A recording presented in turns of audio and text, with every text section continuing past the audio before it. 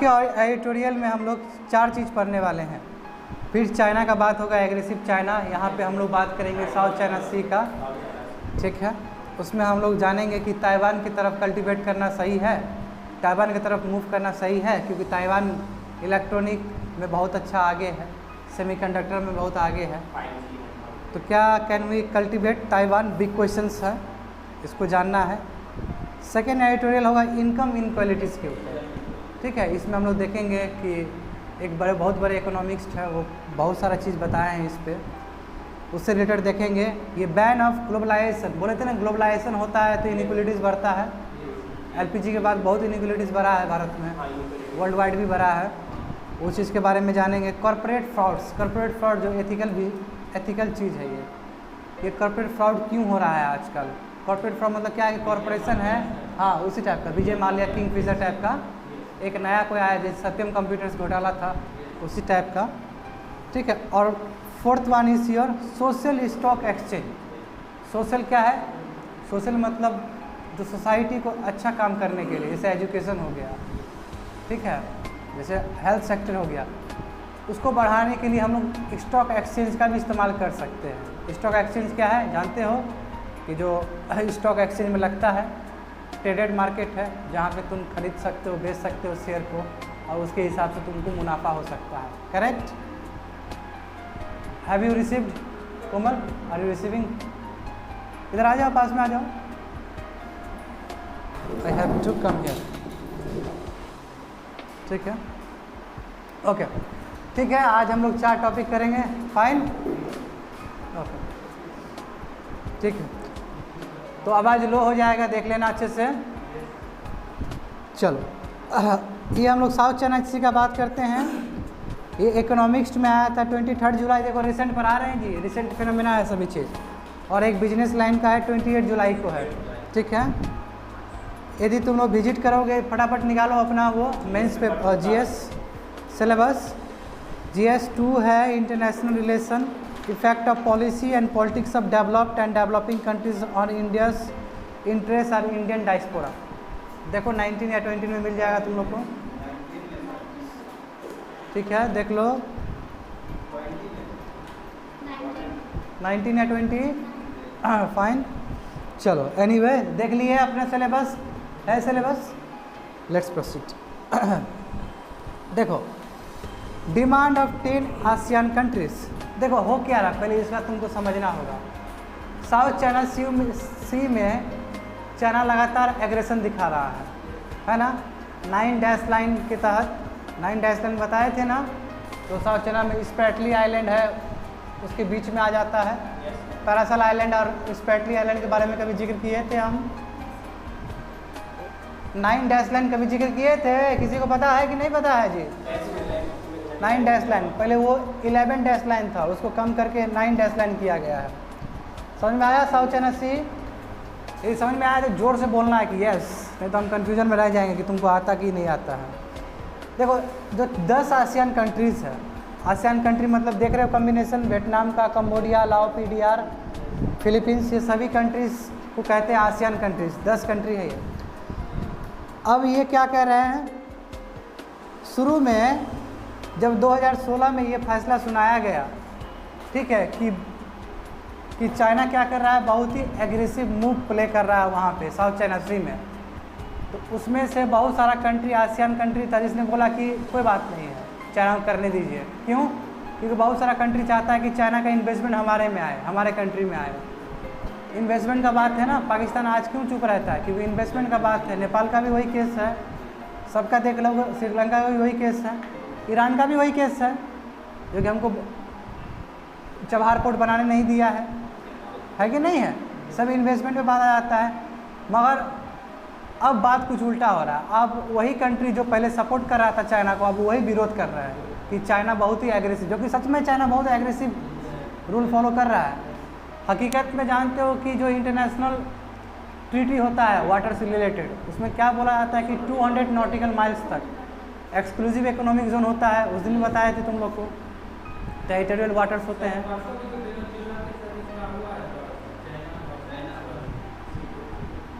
हुआ है क्योंकि यही हमेशा करता है चाइना का। तो अब वही बोल रहा है कि इसी से रिलेटेड है, और उसमें यूएस भी दखल दे रहा है कि यूएस डेवलप्ड कंट्री है ना, और यूएस हेजीमोनी सबसे पावरफुल क्या है, यूएस, और चाइना अभी बहुत ज़्यादा उठ रहा है ना वर्ल्ड पे, बायोपोलर वर्ल्ड बन रहा है ना फिर से जी।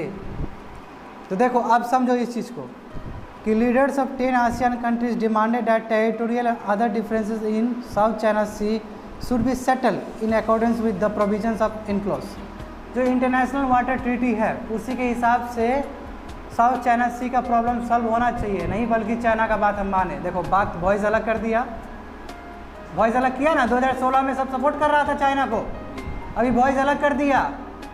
क्यों अलग कर दिया? क्योंकि पता है कि चाइना को यदि मौका देंगे तो चाइना और डीप पावर खाते जाएगा। दूसरा देखो, सभी को पता है कि चाइना ने रिफ्यूज़ कर दिया था यूएन ट्राइब्यूनल का जो वर्डिक्ट 2016 में दिया गया था, ठीक है, क्योंकि देखो China has crudely use its might and power to enforce its illegal claims against countries like, देखो वियतनाम में, ब्रुनेई में, फिलीपींस में, मलेशिया में, इंडोनेशिया में, इसका बहुत सारा जगह वो कब्जा लिया है और वहाँ पे वो मिलिट्री मोबिलाइजेशन कर रहा है। यदि मिलिट्री मोबिलाइजेशन करे तो कंट्री तो ऐसे ही वो आ जाएगा, दिक्कत में आ जाएगा। जैसे अभी गालवान वैली का देख लो, कितना दिक्कत हुआ हमारे इंडिया को, इस तरह इस कंट्री को भी इम्पैक्ट पड़ेगा। ब्रुनेई कहाँ पे है? इंडोनेशिया का पार्ट है ये वाला, ठीक है, ये वाला पार्ट है तुम्हारा, जकार्ता है ना, उधर देखोगे ब्रुनेई मिलेगा, देखो ऊपर है ब्रुनेई, ये वाला, हाँ ऊपर ऊपर करो ऊपर, हाँ ये वाला ऊपर जाओ ना, बड़ा वाला, हाँ ब्रुनेई है वहाँ पे, इंडोनेशिया का पार्ट है। बैठ जाओ, समझ रहे हो बात को? तो चाइना अपना मिलिट्री पावर नेगेटिव तरीके से यूज़ कर रहा है, और यूज़ करने की वजह से ये सब कंट्री को दिक्कत हो रहा है। फाइन, आगे बढ़ोगे। South China Sea is bigger than Mediterranean. गजब बात है कि मेडिटेरियन सी, जो कि बहुत इंपॉर्टेंट है, ये भी इससे भी कई गुना ज़्यादा बड़ा है साउथ चाइना सी। तो इम्पोर्टेंस है कि नहीं है? क्योंकि ये ट्रेड रूट है, ट्रेड रूट पे यदि कोई कब्जा आ जाए, यदि कब्जा कर ले तो बहुत ज़्यादा इम्पैक्ट पड़ेगा जी, समझ रहे हो ना? तो यही बोला कि China is trying to make it their own lake for almost a decade. एक दशक से 10 साल से प्रयास कर रहा है उसको कब्जाने के लिए, अपने हाथ में रखने के लिए, और तरह तरह का क्लेम करता है। कल ही पाकिस्तान ने अपना मैप भी जारी कर दिया है, आगे नहीं है,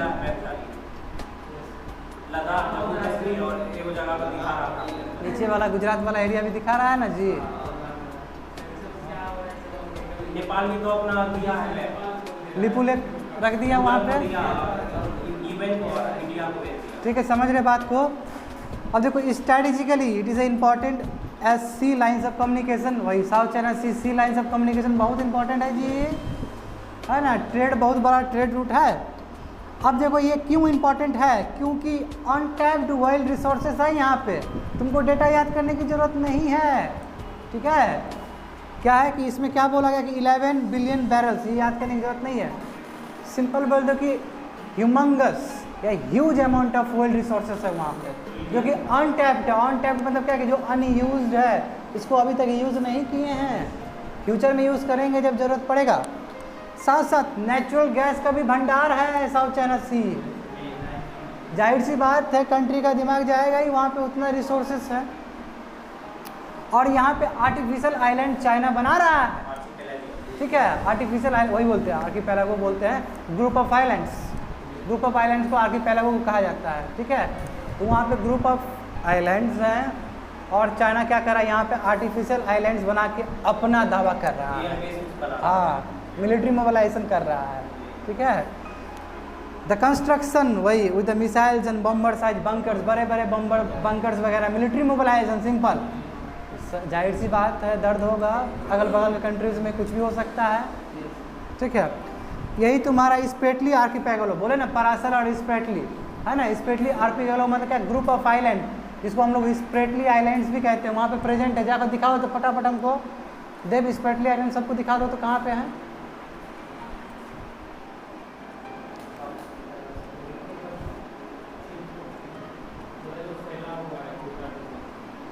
ठीक है, ऊपर है, नहीं दिखा गया है, नहीं वहीं पे होगा, साउथ चाइना सी में नहीं लिखा है, चलो उसमें नहीं दिया होगा, कोई बात नहीं, वहीं पे है, साउथ चाइना सी में ही है, ठीक है ना। पैरासल आइलैंड और स्पेटली आइलैंड वहीं पे है साउथ चाइना सी के अंदर। और ये आर्पीपेलागो है, मतलब कहने का मतलब ग्रुप ऑफ आइलैंड्स है। परासल आइलैंड्स है ऐसा लगता है, और स्प्रेटली आइलैंड्स है। यहाँ पे आर्टिफिशियल आइलैंड्स बना के चाइना दबदबा कर रहा है, समझे बात को। तो ये क्या है अब, और जो स्प्रेटली आर्पीपेलागो है जो कि तुम्हारा ग्रुप ऑफ आइलैंड्स है, ये कौन क्लेम करता है? ये तुम्हारा ब्रुनई भी क्लेम करता है कि मेरा हिस्सा है, ठीक है। चाइना भी कर रहा है, मलेशिया भी कर रहा है, फिलीपींस भी कर रहा है, ताइवान भी कर रहा है, वियतनाम भी कर रहा है, सब करता है। क्यों? क्योंकि इकोनॉमिक एक्सक्लूसिव जोन है, सबका अपना 200 नॉटिकल माइल्स तक जाएगा इंटरनेशनल वाटर के हिसाब से, तो बोलेगा ही कि मेरा हिस्सा ही है। बिल्कुल, देखो कितना पास है ना, अगली बगल में है। देखो ना यहाँ देखो, सुनो, ये समझो, ये मैप समझो, ये तुमको मैप समझना होगा। यहाँ पे देखो साउथ चाइना सी इतना बड़ा है, देखो ये पूरा सब साउथ चाइना सी है पूरा। तो ब्रुनई भी करेगा, यानी कि इंडोनेशिया भी कर रहा है, और देखो वियतनाम भी करेगा, ताइवान है, ताइवान भी बोलेगा कि मेरा है।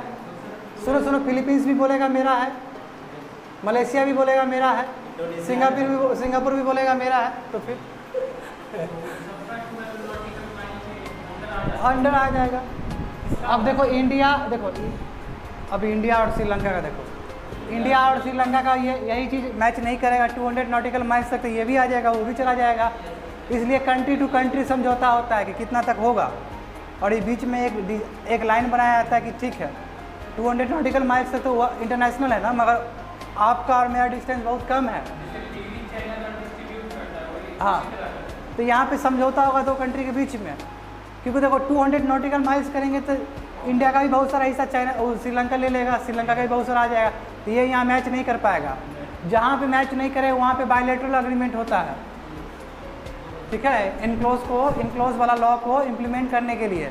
मैं यहाँ तो कोई ऐसा बात ही नहीं है, बायलैटरल या ट्राइलैटरल एग्रीमेंट तो हो ही नहीं रहा है। यहाँ तो खाली चाइना बोला कि मेरा ही है वो हिस्सा, समझ में आया बात। यूएस नहीं बोल सकता है ना, देखो। और बोला इंटिमिडेशन इस चाइना मंत्र, चाइना का जो एग्रेशन पॉलिसी है वही चाइना का मंत्र है, ठीक है। इंटिमिडेशन मतलब परेशान करना एग्रेसिव पॉलिसी से। बोलता है कि राइट टू फिशरीज, फिश वो करने का मेरा ही अधिकार है, ऑयल एंड गैस फील्ड्स मेरा ही है, ठीक है, जो कि दूसरे कंट्री भी क्लेम करते हैं, मगर चाइना एग्रेसिवली इसको पुश करता है, नहीं हम ही कर सकते रिसोर्सेज यूज। देखो चाइना बोट्स है, जानते हो कि चाइना बोट्स क्या है, protected by the coast guards are fishing in Indonesian water. Indonesia का वाटर में बताओ ये सब फिशिंग कर रहा है, गलत बात है ना। इंडोनेशिया भी देखो कितना बड़ा एरिया है। अब देखो चाइना वेसल्स क्या है, फिलीपींस का और वियतनामीज का फिशिंग बोट्स का वो हरास कर रहा है लोगों को, वहाँ पे फिशरमैन को या फिर वहाँ के लोगों को। और इसमें क्या बोला गया देखो, in April China further formalise his territorial claims by stabilising 2 administrative district to govern them. 2 administrative body बनाया, बोला कि सब साउथ चाइना सी को ये एरिया को देखेगा। तो अब देखो कोई लॉ पास करके आते हैं तो और ज़्यादा बात हो जाता है ना। जैसे जम्मू एंड कश्मीर बोलते थे इंटीग्रल पार्ट है, अब आर्टिकल 370 को हटा दिए तो और इंटीग्रल पार्ट हो गया। वहाँ उससे राजनीति कितना गर्म हो गया वर्ल्ड वाइड, बात कहाँ से कहाँ पहुँच गया, UN में पहुँच गया। दूसरा तुम्हारा पाकिस्तान को दिक्कत हुआ है, चाइना को दिक्कत हुआ है। जब लॉ बना देते हैं तो और दिक्कत होता है। तो जब 2 एडमिनिस्ट्रेटिव ब्लॉक्स यूनिट बनाए हैं तो जाहिर सी बात है धक्का पड़ेगा ये सब कंट्रीज़ को, यही बोला जा रहा है। What US said recently, US क्या बोल रहा है इससे रिलेटेड कि जो इतना एग्रेशन कर रहा है साउथ चाइना सी में चाइना, इसके ऊपर US का क्या कथन है, क्या कहना है, समझ रहे हो ना जी। US भी तो अपना ही रोटी सेकेगा, है ना। US को वर्ल्ड पावर तो रहना है ना, तो वर्ल्ड पावर रहना है, जो राइज कर रहा है उसको दबाएगा तभी ना रहेगा जी पावर, वही है। तो US डिक्लेयर किया कि जो चाइना क्लेम्स कर रहा है ऑफशोर रिसोर्सेज साउथ चाइना सी में, वो कम्प्लीटली अनलॉफुल है। वो अनक्लॉज का लॉ को फॉलो नहीं करता है, इंटरनेशनल ट्रीटी ऑफ वाटर्स को फॉलो नहीं करता है। नंबर 2 देखो, अमेरिका का जो हैरेंग है लेंदी एग्रेसिव और critical name 4th anniversary ruling by the international tribunal, जो तुम्हारा ट्राइब्यूनल का जो 2016 में किया था, बोला था कि चाइना क्या कर रहा है, एग्रेसिव पॉलिसी फॉलो कर रहा है। तो मगर क्या बोला, चाइना बोला हमको कोई मतलब नहीं है, कोई भी लॉ बोले हमको मतलब नहीं है, चल दिया था। ये डैट रूलिंग डिमोलिश, ये रूलिंग बोला था कि धता बता दिया था, ठीक है। ये रूलिंग बोला कि चाइना का कोई दबदबा नहीं हो सकता है वहाँ पे, मगर चाइना बात ही नहीं माना उस चीज़ को, बोला कि हम ऐसा लॉ को नहीं मानते, खारिज करते हैं। बहुत एटीट्यूड से चाइना ने जवाब दिया था 2016 में, ठीक है। तो वही बोला गया कि the that ruling demolish China claims to maritime resources, ठीक है। तो वही 2016 का रूल्स बता रहा था कि चाइना गलत कर रहा है, चाइना का कोई हक नहीं है वहाँ पे अपना सिक्का जमाने का। चाइना बात नहीं माना। चाइना इज़ द सिग्नेटरी, जबकि सिग्नेटरी है, सिग्नेचर किया है इंटरनेशनल वाटर ट्रीटी को, मगर फिर भी वो पेपर को, जस्टिस पेपर को नकार दे रहा है। Several Clements welcome the US move, बहुत सारे कंट्रीज जो है बोला कि हाँ यूएस सही बोल रहा है, हम यूएस के साथ है। कौन अभी ये बोलेगा? ये सब जो चुटपुटिया जो 2016 में चाइना को हेल्प कर रहा था, अब बोला हम यूएस को हेल्प करेंगे। क्यों? क्योंकि सोच रहा है कि अब चाइना को हेल्प कर देंगे तो मेरा पूरा जगह ही कब्जा जाएगा। अब सर से ऊपर चला जा चुका है बात। वही बोला कि वियतनाम ने बोला कि ये केस हम हेग पे ले जाएंगे। हेग वही नीदरलैंड का पार्ट है जहाँ पे ये सब चीज़ चलता है, ट्रीटी चलता है, वाटर से रिलेटेड कोई डिस्प्यूट हो तो आप हेग पे ले जाएगा। हेग नीदरलैंड का एक जगह का नाम है, ठीक है ना? वहीं पर तो है सेंटर, बिल्कुल, हाँ वहीं पे ले जाएगा बोल रहा है। और यूएस ने ये भी डिसमिस किया कि जो चाइना क्लेम कर रहा है वियतनाम का एक वैंगवार्ड बैंक, वोर्निया का लुक्वेन्यू सोल्स और तुम्हारा इंडोनेशिया का तुम्हारा नटूना वेसर, ये जगह का जो चाइना अपना बता रहा है, यूएस बोला कि खारिज कर देंगे ये चीज़ को। चाइना बता रहा है, गलत बता रहा है चाइना, हम लड़ेंगे तुम्हारे साथ, हम हैं। इंडोनेशिया बोला अच्छा आप है तो हम भी हैं अपने लिए। गरमा गया इशू, समझ रहे हो ना? जब तुमको कोई शोषण कर रहा है और हम बोले हम तुमको हेल्प करेंगे, तुम्हारा भी मनोबल हाई हो जाएगा, बोलेगा हाँ हम भी लड़ेंगे, हम भी देंगे आपको गवाही। वही चीज़ है सब। ये US also rubbish China claims to James Shoal off the Malaysia. देख रहे हो कि कितना, ये याद करने की जगह नहीं है, याद मत करना छोटे छोटे जगह। अब हम तुमको ये भी बता रहे हैं, सपोर्ट कर रहा है। तुम सिंपल बोल सकते हो कि एरियाज ऑफ सम कंट्रीज या coast of some countries, ASEAN countries, इस तरह याद करना है। एक एक जगह याद नहीं कर सकते हो। क्यों? क्योंकि बहुत कुछ पढ़ना है ना तुम लोग को, एक एक चीज़ याद नहीं रह सकते हो। बस थीम याद करो, आज पढ़ रहे हो कल भूल जाओगे ये जगह सब। बस थीम याद करो कैसे इसको मेंस में लिखना है। कोई पूछ रहा था ना मेंस के बारे में आज तुम, तो मेंस में लिखने का तरीका यही होता है, उसका ब्रॉडर एस्पेक्ट लो। समझे बात को? तो क्या बोला कि मलेशियन कॉस्ट में भी बहुत सारा जगह को वो क्लेम कर रहा है चाइना, जो कि यूएस बोलता है गलत है। उसके बाद till now American priority is to ensure freedom of navigation operation, but now it is backing other claimants resting that US calls China the gangster tactics. अभी तक अमेरिका का प्रायोरिटी था कि नेविगेशन को फ्रीडम देगा, जिसको जहाँ जाना है करो। इनोसेंट पैसेज भी था ना इंटरनेशनल ट्रीटी एग्रीमेंट के हिसाब से कि आप इनोसेंट पैसेज कर सकते हैं, उसी के तहत तो प्रैक्टिस भी नेवल प्रैक्टिस किया था बिल्कुल। इंडिया के साथ। अब यूएस बोल रहा है कि ठीक है फ्रीडम ऑफ नेविगेशन होना चाहिए, साथ साथ वो हर कंट्री को फ्रीडम मिलना चाहिए जहाँ पे चाइना एग्रेसिव पॉलिसी अपना रहा है। तो चाइना अब यूएस अपना डुअल अब दिखा रहा है ऑपरेशन। एक ऑपरेशन क्या है कि फ्रीडम ऑफ नेविगेशन भी होना चाहिए, और एक क्या होना चाहिए कि हर एक वो क्लेमेंट्स को, हर एक वो कंट्रीज को वो हेल्प करेगा जो इस त्रासदी में फंसा हुआ है, aggressive, because of the aggressive policy of China in South China Sea. समझ गए बात को ना? जो कि चाइना, क्योंकि यूएस ने क्या बता दिया कि चाइना ये गैंगस्टर टैक्टिक्स अपना रहा है, ठीक है। Why can't we cultivate Taiwan? तो देखो ये जानते हो ना, बहुत बड़ा पॉलिटिक्स हुआ था ना, पता है सबको। तो बोला कहा है ना हम ताइवान को ज़्यादा अहमियत दे दे, ताइवान को अहमियत दे देंगे तो चाइना का अपना ही दिल जल जाएगा, कुछ भी हो जाएगा उसको, है ना। ज़बरदस्ती लिया है, होने नहीं देगा। वही बोला कि कहा है ना हम ताइवान की तरफ देख रहे, ताइवान को सपोर्ट कर देंगे ना तो अपने आप ये खलबला जाएगा। मेन ताइवान इशू पे लड़ जाओ, ये अपने आप आ जाएगा औकात पे। तो वही बोल रहा है। जानते हो कि ताइवान सेमीकंडक्टर, पहले ही बताया सेमीकंडक्टर इलेक्ट्रॉनिक्स में बहुत आगे है बाबू, ठीक है। बिल्कुल, इस कोविड में भी बहुत ज़्यादा हम देखे थे उसके बारे में, ज़्यादा उसका बहुत अच्छा पॉलिसी सब के बारे में पढ़े भी थे हम लोग। इलेक्ट्रॉनिक्स का ब्रेन्स है, बहुत सारे मोबाइल फ़ोन्स बनते हैं, है ना, कार्स के लिए, फाइटर जेट्स के लिए बहुत सारे इक्विपमेंट देते हैं ताइवान, है ना। जापान, ताइवान और साउथ कोरिया इलेक्ट्रॉनिक्स में बहुत फेमस है ये सब, और ग्लोबल चेन वैल्यू सिस्टम से जुड़ा हुआ है। ठीक है। ताइवान रिसेंटली $12 बिलियन का अग्रीमेंट साइन किया है यूएस से, सेमीकंडक्टर बिल्ड करेगा, ठीक है, यूएस में। सोचो तो क्या हुआ, यूएस भी खुश हो गया है कि ताइवान, हाँ ताइवान को हेल्प करेंगे हम, ताइवान वाला हम एंगल खेलेंगे, पॉलिटिक्स खेलेंगे। Now India should finalise an investment and technology partners with Taiwan particularly in the development of electronics industry.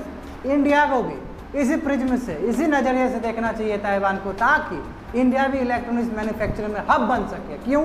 वैसा कंट्री से तुम ताल्लुकात करोगे तभी ना बनोगे जी। जैसा संगत वैसा भंगत तो नहीं सुने थे अभी तक। जैसा संगत वैसा रंगत। तुम ना that is the end of first current affairs. Editorial first हो गया, समझ गए बात को कंप्रिहेंसिव तरीके से। दूसरा बात करते हैं, इनकम इनइक्वालिटी, ठीक है, जो कि 27 जुलाई हिंदू बिजनेस लाइन में निकला था। एक हिंदू का बिजनेस लाइन भी होता है जी, ठीक है। तो इसका फटाफट तुम लोग को देखना है, ये इंडियन सोसाइटी में मैच कर जाएगा। Paper number 1, effects of globalisation on Indian society. फटाफट देखो, बाबू नहीं लाए हो क्या सिलेबस? सबसे पहले सिलेबस तुमको ही दिया गया था। कितना नंबर है दिखाओ? 8 नंबर है, बस 8 नंबर देख कर आ जाओगे जी। 6 भी देखना है, 8 से ऊपर 9 भी देखना है। तुम लोग को ना सिखाना पड़ेगा। चलो लेट्स प्रोसीड। देख लिए सभी लोग? देखो चलो बात करते हैं। देखो एक बहुत बड़े इकोनॉमिक्स हुए थे और इन्होंने एक अपना किताब निकाला है। एक किताब का नाम है कैपिटल एंड आइडियोलॉजी, ठीक है। ये तुम्हारा थॉमस पिकेटी का एक नया किताब है। बहुत बड़े इकोनॉमिक्स है, समझो कहानी। थॉमस पिकेटी जो है एक बहुत बड़े इकोनॉमिक्स है, ठीक है। इन्होंने अपना एक किताब निकाला, वो किताब का नाम क्या है? कैपिटल एंड आइडियोलॉजी, जो कि 2020 में पब्लिश किया गया, हाल फिलहाल का। और इसमें इन्होंने बताया है, देखो नया चीज़ दिया है दुनिया को इन्होंने, ठीक है। पेपर में छपता है तो इसका मतलब बहुत बड़ी बात है। जर्नल में किसी का बात छपे तो, ठीक है। यहाँ पे हिंदू में पेपर छप जाता है तो आदमी ज़िंदगी भर अपना उसका गुणगान गाता है ना। कितना हम तुम लोग को 3-4 बार बता चुके हैं, है कि नहीं है? अब इनका तो जर्नल में छपा है, तो बताओ ये कितना बताएंगे या कितना पढ़ोगे तुम लोग इनके बारे में, है कि नहीं है? तो जब ये जर्नल में लिखे इन्होंने एक इकोनॉमिक्स, देखो इकोनॉमिक्स जानते हो बहुत अलग चीज़ है। इकोनॉमिक्स तुमको बता देता है कि क्या हो रहा है रियल टर्म्स में। इन्होंने एक डिराइवेशन निकाला है, एक तरीका निकाला है जिसमें इन्होंने बताया कि कैसे कंट्रीज़ में इनकम इनइक्वालिटीज़ बढ़ता है। समझे बात को? तो अब समझो। In that book he ended up by formulating the law of R greater than G। R क्या है? Rate of return on capital is assume to exceed rate of growth of economy. अब ये क्या है? तुम्हारे सर के ऊपर चला गया ये चीज़। अब इसको समझो, एक एग्जाम्पल के थ्रू समझो कि मान लो कि 100 करोड़ का, 100 लाख, चलो 100 करोड़, चलो सिंपल 100 करोड़ का इन्वेस्टमेंट किए हम मार्केट में, समझे बात को। और तुम्हारा इंडिया का जो GDP ग्रोथ है मान लो कि 6% है, ऐसा ही कुछ है, 6% है। और हम क्या किए? 100 करोड़ इन्वेस्ट किए मार्केट में, 100 करोड़ इन्वेस्ट किए। 100 करोड़ जब इन्वेस्ट कर रहे हैं तो हमको पैसा आ रहा है, मान लो कि 12% रिटर्न्स आ रहा है। 12% रिटर्न्स आना मतलब क्या है? 100 करोड़ का 12%, यानी कि 12 करोड़, यानी कि हमको रिटर्न आ रहा है 112 करोड़ रुपया। 100 करोड़ किए थे तो 112 करोड़ आ रहा है, मगर GDP तो 6% ही है। बात समझे? और रिटर्न्स कितना हो रहा है? 12% हो रहा है, मगर GDP कितना है मेरा? 6% है। अब इस चीज़ को समझो कि इन्होंने फॉर्मुलेट किया है law R greater than G, यानी कि रिटर्न्स ऑन द कैपिटल, जो कैपिटल तुम लगा रहे हो उसमें जो रिटर्न्स आ रहा है वो ज़्यादा है as compare to the normal GDP growth of the country, जो 6%, ये 12%, ये 10% भी हो सकता है। ये 6% एक बताने के लिए तुमको हमें बता रहे हैं, ठीक है। ये जब ऐसा होता है सिचुएशन, जब ऐसा सिचुएशन आ जाता है कंट्री में, किसी कंट्री में, तो इसका मतलब क्या हुआ कि उस कंट्री में इनकम इनइक्वालिटीज बढ़ना शुरू हो गया। कैसे? इस चीज़ को कैसे समझोगे? इस चीज़ को ये समझोगे कि जब जीडीपी ग्रोथ होता है तो ज़्यादा पैसा तो उसका कैपिटल में लगा था वहाँ पे चला गया ना, तो वो तो बैठ के 12% खा रहा है और नॉर्मल आदमी केवल 6% में ही उसको मिल रहा है। तो नॉर्मल आदमी के पास पैसा कम है और वो पैसा चल जा रहा है तुम्हारा बिग कॉर्पोरेट्स के पास। इनकम इनक्लूडिस हुआ कि नहीं हुआ? 100 करोड़ लगा रहे, ज़्यादा पैसा हमको आ रहा है, जो बच्चा लोग जो 30,000 कमा रहा है, 40,000 कमा, उसका कुछ हो ही नहीं रहा है। वो क्या है, उसका 30,000 कमा रहा है और हम आज 100 करोड़ कमा रहे हैं, कल के दिन में हम 110 करोड़ कमाएंगे, तो गैप तो बढ़ते चला जाएगा। तो ये गैप बढ़ते चला जा रहा है, बहुत गैप है। यही बताने की, देखो ऐसे यही बोलते हैं ना, ये सब महान हस्ती है, ठीक है ना, पूरा इकोनॉमिक्स को पढ़ के आते हैं, बहुत बढ़िया से करते हैं, और जर्नल में छपता है तो ऑथेंटिकेट हो जाता है और मेंस में आप लिख सकते हो इस चीज़ को। तो देखो सेकंड क्या बोला, he implied with that increase in income inequality may continue in future, और ये फ्यूचर में होने वाला चीज़ है जहाँ पे returns of the capital asset पे ज़्यादा पैसा मिलेगा as compare to the normal GDP. और यदि ऐसा हुआ कंट्री में, और ये होगा ही होगा फ्यूचर में, तब इनकम इनइक्वालिटी और बढ़ते चला जाएगा।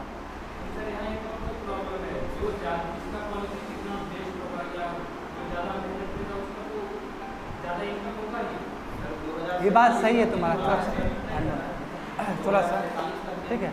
देखते हो कितना चिल्लाना पड़ता है नॉर्मल चीज़ को चिल्लाना पड़ता है मेरा गला ऐसे ही ख़त्म हो जाएगा। देखो समझो बात को, तुम सही बोल रहे हो कि सर जिसके पास जो ज़्यादा है, मगर पैसा तो मोबिलाइज होता है, नीचे से ऊपर चला जाता है। अब देखो जियो ही देखो, अब टेलीकॉम सेक्टर में क्या आ गया कि तुम उसको मोबाइल को सिम को ज़िंदा रखने के लिए रिचार्ज करना पड़ता है, करेक्ट? कल ही हम रिचार्ज किए, बताओ, मन नहीं था रिचार्ज करने का, किसी को फ़ोन भी नहीं करते हैं, मैं फ़ोन तो किसी का आता है है कि नहीं? तो ये पैसा, ये मोबाइलाइजेशन हो रहा है कि नहीं हो रहा है? जियो को जा रहा है, एयरटेल को जा रहा है, बिग कॉर्पोरेट्स तो खा रहे हैं इस चीज़ को। आप समझ रहे हो? ऐसा यदि कंट्री में होने लगा, ये तो एक छोटा सा एग्जाम्पल है, ऐसा जब होने लगा कि रिटर्न्स ऑन द कैपिटल जो खर्च कर रहे हैं 100 करोड़ का, उसमें हमको 12% 15% मिलना लगा, तो पैसा तो गरीब से लिया जा रहा है ना यहाँ पे। पैसा क्या, लिक्विडिटी फ्लो होने वाला चीज़ है। तुम लोग से हम बोले कि बाबू 1.5 लाख रुपया दे दो हमको, हम तुमको नूनू बाबू करके पढ़ा दिए, बाबू 1.5 लाख रुपया दे दो हमको, कोचिंग चला रहे हैं, इतना अच्छा पढ़ा रहे हैं, बोल दिए लेट से लुभाने के लिए बोल दिए। क्या हो रहा है, तुम्हारा पैसा तो मोबिलाइज कर रहे हैं ना, इनकम इनइक्वालिटी आ रहा है, तुम कहाँ से खट के पैसा क्या करके, माता पिता क्या किए हैं, पैसा कितना क्या नहीं किए उस पैसा, और एक धड़ल्ले से हम खींच लिए उस पैसा को। तो मेरा क्या, हम तो बढ़ गए हैं, तुम लोग घट गया, इनकम इनइक्वालिटी आ गया। यही हो रहा है इस कंट्री में, इस कंट्री में यही हो रहा है बाबू, अब कोचिंग फील्ड में भी यही हो रहा है, ठीक है। डिजिटली तुमको 1.5 लाख देने की क्या जरूरत है विजन IAS को या बाजीराव को, इतना देने की क्या जरूरत है? सोचो, हार्ड टू बिलीव। 1,40,000 तुम दोगे, can you believe it? Massive amount है बाबू, कमाओ तो पता चलेगा तुमको ये अमाउंट कितना ज़्यादा है। इसलिए खुन्ना से हमको इस चीज़ को लेकर देखो, व्हाट आर हिज कंक्लूजन। ये अपनी किताब, इस जर्नल्स कैपिटल एंड आइडियोलॉजी का जो किताब है, वहाँ से ये क्या कंक्लूड करते हैं? ये कंक्लूड करते हैं कि देखिए हर एक कंट्री में इनकम इनइक्वालिटी घटा, मतलब डिफरेंट हुआ है, बढ़ा है। कैसे? देखो इसमें US का कंपेयर कर रहा है कि जो टॉप 10% जो नेशनल्स थे, ठीक है, उसका इनकम तुम्हारा 33% 1980 में था होल्ड, और अभी तो 2018 में लगभग 50% हो गया है। यानी कि तुम समझ रहे हो, कहने का मतलब है इसको तुमको ऐसे डायमेंशन देना होगा, यानी कि US में जो 10% जो लोग हैं उसके पास 50% रिसोर्सेस। ये तो छोड़ो US का, इंडिया का देखो स्थिति और ख़राब है। देखो नीचे देखो इंडिया में कि 1980 में जो टॉप 10% थे वो 32% होल्ड करते थे इंडियन रिसोर्सेज को, और अभी देखो 55% कर रहा है। हाँ, देश अमीर हो रहा है जी, समझ लो। अब मोदी जी जैसा आदमी आएगा, कैपिटलिस्ट, प्रो कैपिटलिस्ट कहा जाता है ना। अब देखो ये चाइना में, देखो चाइना में भी हुआ है, 22% केवल 1980 में था और अभी 42% है। रशिया में देखो 21% 1980 में था, 45, यानी कि हर एक कंट्री का नॉर्म हो गया है ये। तो ये केवल इंडिया तक ही बात सीमित नहीं रहा, ये पूरा वर्ल्ड वाइड है, और जो कैपिटलिस्ट ब्लॉक है उसको ज़्यादा प्रभावित करेगा। क्यों? कैपिटलिस्ट में है कि आप इन्वेस्टमेंट करेंगे, आप इतना जब ह्यूज इन्वेस्टमेंट करेंगे तो आपको ह्यूज रिटर्न्स भी तो आएगा। जब आपको ह्यूज रिटर्न्स आएगा तो गरीब तबका लोग जो है उसी से पैसा मोबिलाइज कर रहे हैं ना। आज हम तुमको क्यों बताएं मोबाइल का, हमारे जैसे जो सामान्य व्यक्ति है वो भी 149 का रिचार्ज कर रहा है, 225 का रिचार्ज कर रहा है, क्या जरूरत है उसको 28 दिन 150 रुपया करने के लिए है? देखो समझ रहे हो, तो ये भी तो एक चाल ही है ना। सरकार को क्या है, सरकार को जीएसटी मिल गया, वहाँ पे सरकार को चला गया कंसोलिडेटेड फंड ऑफ इंडिया में, बात खत्म।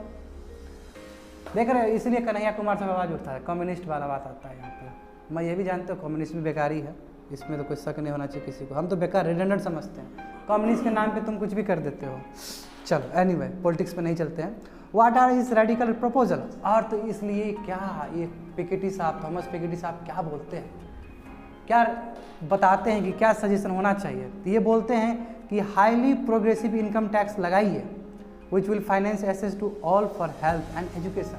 देखो ये क्या है, हाईली प्रोग्रेसिव इनकम टैक्स मतलब बड़ा बड़ा घर है तुम्हारा, टैक्स लगा दो ना ज़्यादा उसके ऊपर। टैक्स लगाओगे तो गवर्नमेंट के पास आएगा, गवर्नमेंट फिर इसको इन्वेस्ट करेगा सोशल वेलफेयर के लिए, है ना। ये क्लासिकल है। जैसे मान लो कि हमारा इतना बड़ा इंडस्ट्रीज है, हम इतना कमा रहे हैं, हमारे पास कैपिटल गेंस टैक्स होना चाहिए। कैपिटल गेंस टैक्स जो कैपिटल हम अर्जित किए हैं, चाहे in the form of land हो, इंडस्ट्रीज हो, लगा दो, टैक्स के ऊपर टैक्स लगा दो, क्योंकि हम तो सक्षम हैं। अंबानी तो सक्षम है ना कितना भी टैक्स पे करने के लिए, उसके पास बहुत रिसोर्सेस है। जितना ज़्यादा टैक्सेस गवर्नमेंट के पास जाएगा उतना ही वो टैक्सेस गवर्नमेंट फिर क्या करेगी, पब्लिक में लगाएगी। ये एक बहुत अच्छा प्रोग्रेसिव थॉट है। दूसरा क्या है, strong progressive tax on property पे लगाइए। एक इनकम टैक्स पे भी लगा सकते हैं, इनकम टैक्स वही है जितना कमा रहे हैं, एक आप उस पर प्रॉपर्टी टैक्स पे भी लगा दीजिए, ठीक है। जो कि बाद में एजुकेशन के ऊपर, सोशल सेक्टर स्कीम्स के ऊपर खर्चा हो सके, इन्वेस्टमेंट हो सके। थर्ड क्या है, authentic power sharing and voting rights within firms beyond co management and self management towards true social ownership. क्या बोला जा रहा है कि पावर शेयरिंग करिए, मैनेजमेंट को भी दीजिए, जो मैनेजमेंट टॉप मैनेजमेंट पे उसको भी दीजिए फैसिलिटीज़, ठीक है ना। हो क्या रहा है, इंडिविजुअल्स यहाँ पे पैसा खा जा रहा है ना, पहुँचता है जेब में। इतना मेहनत कर रहा है, हाँ तुमको 2 लाख दिए भाई, तुम हाँ टॉप मैनेजमेंट में है, अंबानी का है टॉप मैनेजमेंट, तुम 2 लाख कमा रहा है, 200 करोड़ 200 करोड़ तो ऊपर चला जा रहा है अचानक, एक आदमी के पास चला जा रहा है। तुम समझ रहे हो, एक आदमी के पास चला जा रहा है तो वो सब तो पैसा तो नीचे से ही आ रहा है ना। जैसे अभी एग्जाम्पल दिए कोचिंग का, तुम्हारा ना 1.5 लाख है जी, इसका ना 1.5 लाख है, मैं सबको 20 विद्यार्थी या 200 विद्यार्थी का अकुमुलेट करेंगे, सबका रिसोर्सेस हम ले लिए, रिसोर्स मतलब सोसाइटी से इतना हम रिसोर्सेस खींच लिए। और वही यदि सोसाइटी, सोचो इकोनॉमी कैसे काम करता है, ये मत सोचो कि तुम्हारा घर का पैसा है तो तुम्हारा घर का ही है, नहीं, वो तुम्हारा घर का पैसा है तो सोसाइटी रन करवा रहा है। जा रहे हो आम खरीद रहे हो, फिर वो दूसरी जगह पैसा खर्च कर रहा है, तो क्या हो रहा है कि ये मूवमेंट हो रहा है, वो मूवमेंट तुम तुड़वा दिए तुम्हारा। तो यहीं पे तुम पे जो डिपेंडेंट था वो भी खत्म हो गया। अब आम जाते हो कि आप देखते हो कि यार 1.5 लाख तो दे दिए, अब हम क्या करें, अब 1 किलो आम लेते थे 1 पौवा ले लेते, ये वो ले लेते हैं, आधा आधा करके खाएंगे तीनों घर का आदमी। एक टिकला ले लेते हैं, उसको कार्बन डाल के पकाएंगे आराम से। बात समझे ना।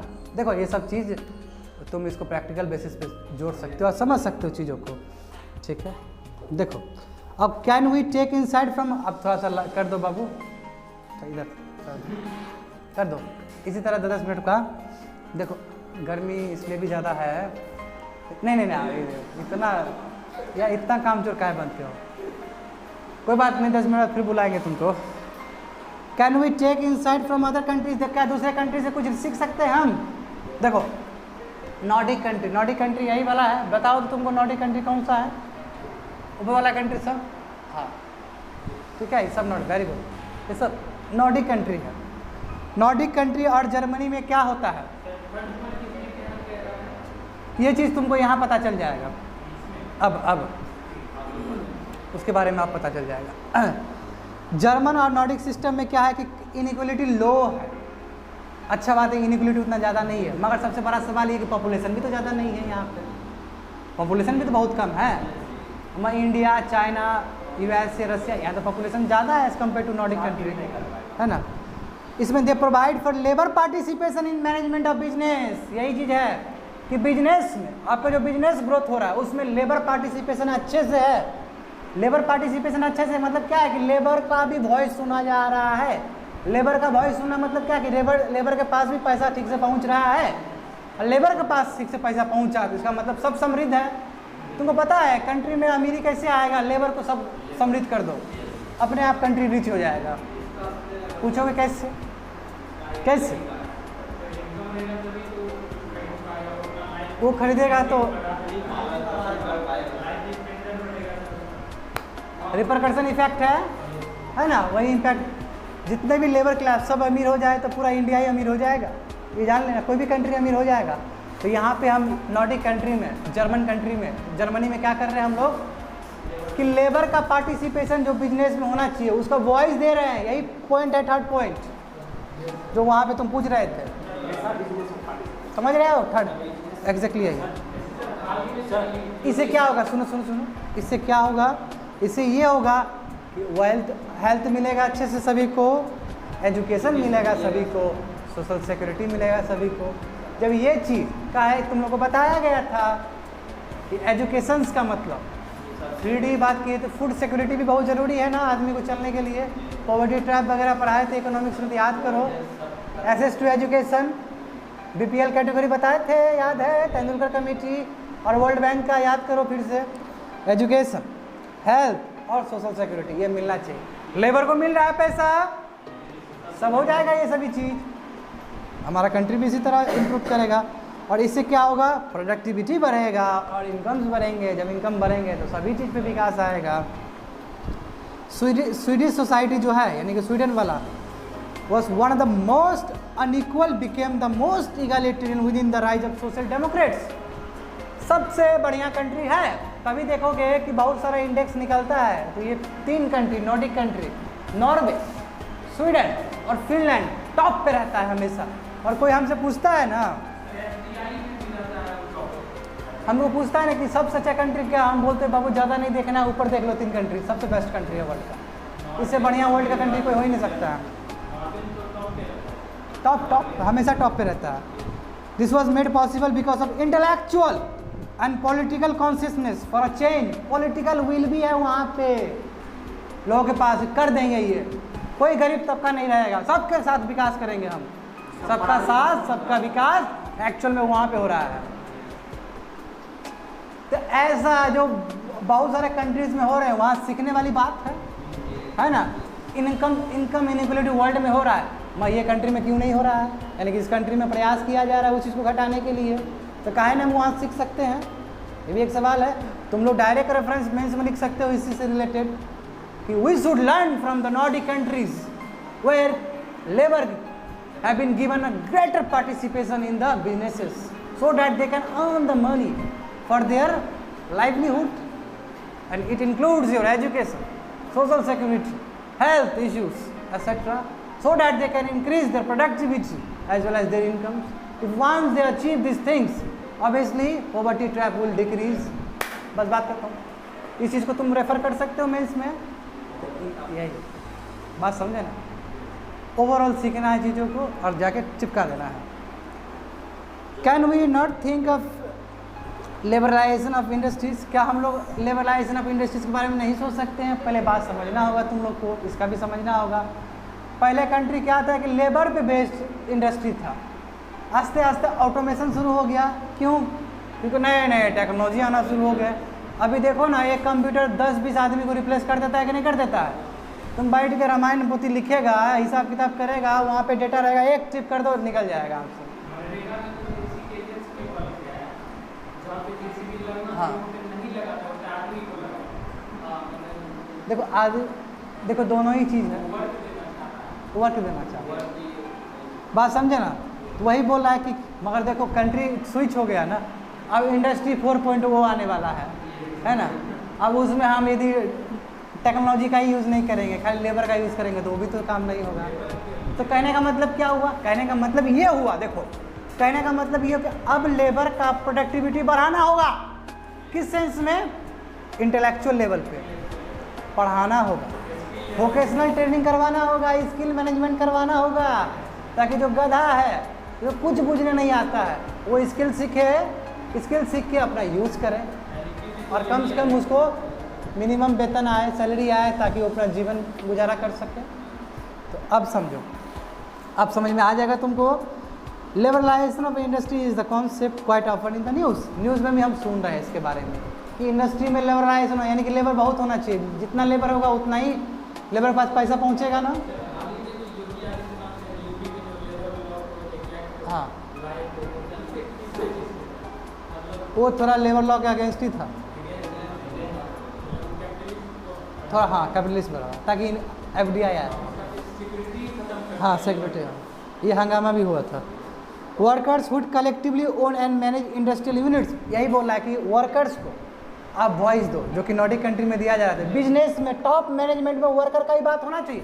एक इंजीनियर आ गया वहाँ पे, एक MBA किया वो आदमी आ गया, वो डिसीजन ले रहा, बताओ काम कर रहा है लेबर, सब लेबर यूनियन का रिप्रेजेंटेशन होना चाहिए ना वहाँ पे, है ही नहीं। बताओ लेबर करने वाला सब लेबर ही है, उसको हम वॉइस में रख ही नहीं रहे हैं, दिक्कत है। तो यही बोला जा रहा है कि workers would collectively own and manage industrial units को मैनेज करना चाहिए। Considering labour as capital and with proper valuation of work done, workers should be given a share in profit, participation in management and some ownership. हाँ, पता है कि labour के वजह से ही जो भी हो रहा है, जब लेबर के वजह से हो रहा है तो आप मैनेजमेंट का उसको दो, हाथ दो, ओनरशिप में हाथ दो और प्रॉफिट जरूर पहुंचाओ उसके पास। क्या है आप 10,000 में उसको लटका के बैठे हुए हो, दो उसको 20,000 रुपया, तब मोटिवेशन मिलेगा उसको। समझ रहे हो बात को? खुन्नस हो जाता है बाबू कभी कभी देख के, क्या कंट्री का हाल बुरा है, क्या कि हमको पॉलिटिशियन ही बनना है ना। देखो, the need of the our is intellectual and political consciousness in India. क्या बोला है कि इंडिया में जरूरी है, जिस तरह नॉर्डिक कंट्री में इंटेलेक्चुअल लेवल पे बात हुआ था, पॉलिटिकल कॉन्शियसनेस पे बात हुआ था, टाइम आ चुका है, इंडिया पे भी इस पे चिंतन होना चाहिए, इस पे मंथन होना चाहिए, तभी आगे बढ़ सकेंगे हम लोग। दूसरा क्या है, इंडिया में will become by 2047 a model state और jagat guru and fulfil the Modi dream. अभी जो मोदी जी का है कि 21st सेंचुरी, ठीक है समझ रहे हो ना, जगत गुरु बनना है, विश्व गुरु बनना है हम लोग को, ठीक है। खत्म हो गया, समझ गया बात को। कैसे जगत गुरु बनोगे? प्रिंस नाम रख के अपना, प्रिंस नहीं ना बनोगे, जैसा प्रिंस वाला काम करके। तुम्हारा जब प्रिंस लिखते तो वहाँ पर प्रिंस डायग्राम आ जाता है वो बाल बाल बच जाते हैं, कहीं बेदे हो गया समझ रहे हो ना। हाँ हाँ इमोजी, वहाँ प्रिंस लिखोगे इमोजी आ जाता है, ठीक है। अब देखो एथिक्स का बात आ गया, कॉर्पोरेट एथिक्स का बात आ रहा है जी, ठीक है। बिजनेस लाइन से उठाया गया है, 28 जुलाई, जस्ट अभी का बात है, एक हफ्ता पहले का बात है, ठीक है। अब देखो ये फटाफट निकालो तुम लोग, एथिक्स, इंटीग्रिटी एंड एप्टीट्यूड। इतना लेजी हो, public civil service values and ethics in public administration, status and problems, ethical concerns, ठीक है। कॉर्पोरेट गवर्नेंस कितना नंबर है देखो, 6 नंबर। पूरा पढ़ना भी तो नहीं है तुम लोग को, पढ़ो मन में 1 मिनट तो बताओ, हमको दिखाने के लिए तुम बोलते हो 6 नंबर पढ़ना है, इसमें पढ़ लिए थे तुम ही थे ऑनलाइन रात को 1 बजे तक कि भैया जी थे? हम भी हम रात को 1 बजे भेजे थे। ओ नींद, आजकल हम सुबह नहीं जा रहे हैं दौड़ने के लिए, बहुत लंबा टूट गया है मेरा, चल जाएंगे कुछ दिन में। चलो देखो ये थोड़ा कॉम्प्लेक्स है, इसको समझना होगा तुमको, ये समझना होगा ये चीज़ों को, और अच्छे से समझो। देखो इसका हम तुमको ओवरऑल बताते हैं कि आएगा, सब आएगा। मैं उससे पहले कौन सा, थोड़ा सा बाबू देव थोड़ा सा कम कर, एक टॉपिक कवर करें, बहुत ये टॉपिक होता है, देखते हो कितना चिल्लाना पड़ता है, नहीं चिल्लाएंगे तो फिर इंटेंसिटी लो हो जाएगा, तो फिर समझ में नहीं आएगा ना। एक आदमी कोई चिल्ला के बता रहा है एकदम पूरा मस्त है, तो उसको तुम बहुत जल्दी कैप्चर कर लोगे, और एक आदमी लो वॉइस से बता रहा है तो वो तुम्हारा इंटेंसिटी फिक्स नहीं हो पाएगा, वो तुम विजुअलाइज नहीं कर पाओ। इसलिए कभी कभी क्या मोस्ट ऑफ द टाइम चिल्ला के बोलना पड़ता है current affairs.